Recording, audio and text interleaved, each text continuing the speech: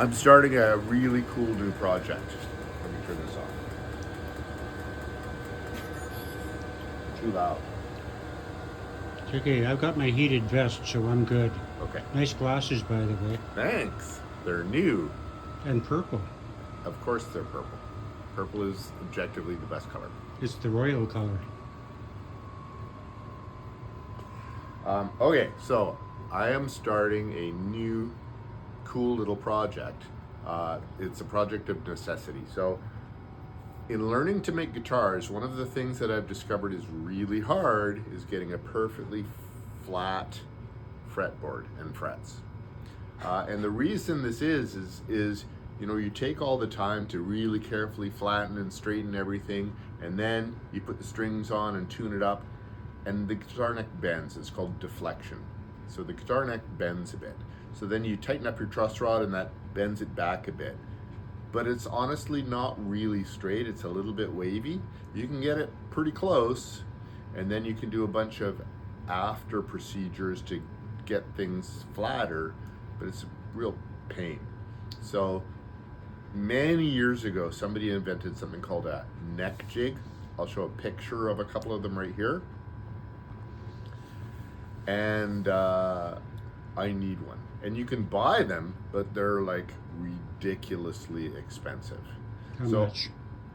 Well, commercially you can get them for like $1,200 Canadian.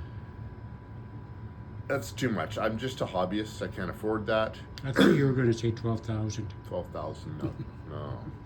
So I love building my own luthier tools, so I thought I would try and build one. But then of course the question is always, is it worth it? For the amount of money you have to spend on parts, and the amount of time you have to spend fabricating and assembly and all that stuff, is it worth it? So I'm gonna find out. So I'm gonna keep a running tally of all the parts that I buy, and I'm gonna keep a running tally of all the hours that I spend in both design and manufacturing, assembly and machining and stuff like that. And then we're gonna tally it up at the end and find out if it was worth it. So to begin with, I ordered... Sorry to interrupt, yeah. But once you've finished building it, you're going to use it anyway, whether it was worth it or not. Probably. Right? Because by that point I'll have it. Provided it's to the quality level. And now it has to be built strong enough so that the machine itself doesn't deflect, because its purpose is you put the guitar on it with the strings on, and you measure how much neck deflection there is. Then you take the strings off and you use the machine to push the neck back into the position it will be when the string tension is on. So what it does is it allows you to simulate the string tension with the strings off, so you can get a really flat fretboard. And then you put the strings back on, and in theory, under string tension, it should remain exactly as flat as it was in the machine. So it's like a neck deflection machine that holds the neck in the correct deflection while you flatten the fretboard. Great. So I've started buying parts. I've got these 4 pieces of 2020 extruded aluminum,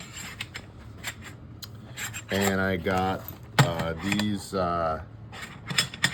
corner brackets, which come with little T-slot nuts and they're little corner brackets. And I've started a new project bin. So this is my new project bin, and I'm gonna, as I get stuff, I'm gonna throw it into the project bin, and when I have enough, I'm gonna start assembling it, and of course tallying up the amount of time I take. So we'll see at the end if it was worth it.